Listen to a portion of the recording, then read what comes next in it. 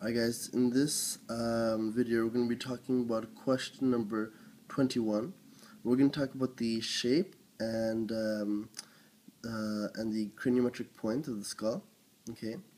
Now the skull capacity in males is going to be about 1,450 centimeters cubed, while in the female the skull capacity is going to be about 1,350 centimeters cubed.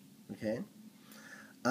Now, if the skull capacity is bigger than 1800 centimeters cubed, that's going to be termed macrocephaly, which means basically big skull. And then the skull capacity below 1100 centimeters cubed is going to be termed microcephaly, which means small skull. Okay. Now, the skull-to-body ratio, okay, in newborns is going to be about 1:4. Okay. And when the newborn becomes 6 years old, okay, when that newborn is 6 years old, the skull-to-body ratio, okay, is going to become 1:6, okay. And in the adult, that ratio is going to become 1:8, okay. Now, in order to actually orient this skull, okay, do you guys see number 26? Okay, this line right here. But actually, the line would be running kind of like right here, okay. It's called the orbito-auricular line, okay. So just imagine the top of my lead pencil right here, okay. Imagine there being a line on top of it. That would be your orbito-auricular line, okay. And that line is going to run from the inferior margin of the orbit right here, and it's going to run all the way to the anterior aspect of the external acoustic meatus, okay. That's going to be your line, okay, and that has to be completely horizontal in order for you to view the face or the skull in its different ways, and those views would include your lateral view, your vertical view, you have your occipital view, and you have your basal view, okay, and that's those are basically the normal views when measuring skull. Okay. Now we're going to talk about the actual craniometric points. Okay. You have about 3 paired craniometric points. You have your urion, which is going to be on your most lateral aspect of the skull. You're going to have your zygion, which is going to be in your zygomatic regions. And then, I can't show you, but in your angle of the mandible, you're going to have something called your gonions, okay? G-O-N-I-O-N, okay? Now, those are going to be your 3 paired craniometric points, okay?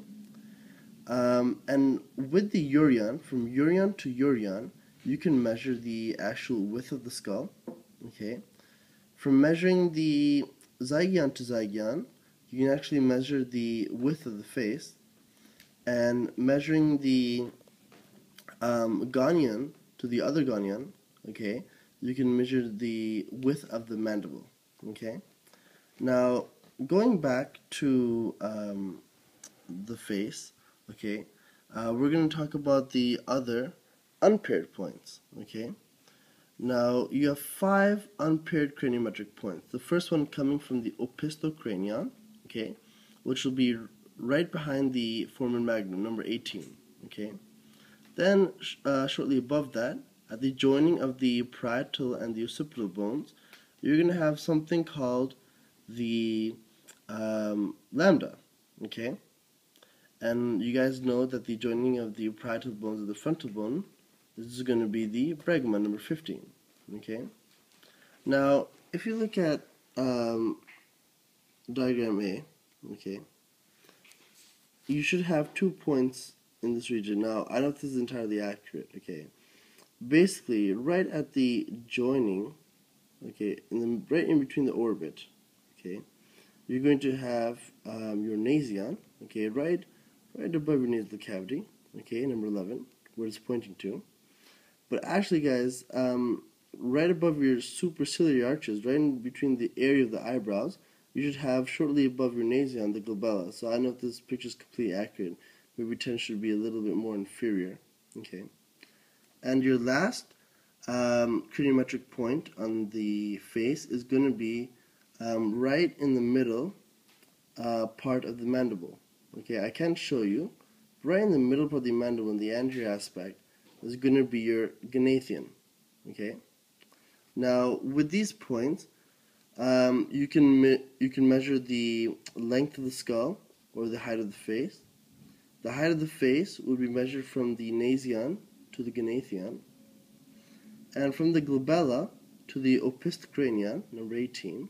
Okay, you can measure the length of the skull. Okay, and these different craniometric points, okay, they're going to give you different index values, which are going to determine whether one has a wide face or a narrow face. It's going to determine whether you have a long or short skull. Okay, and guys, that basically is going to encompass that question. Okay.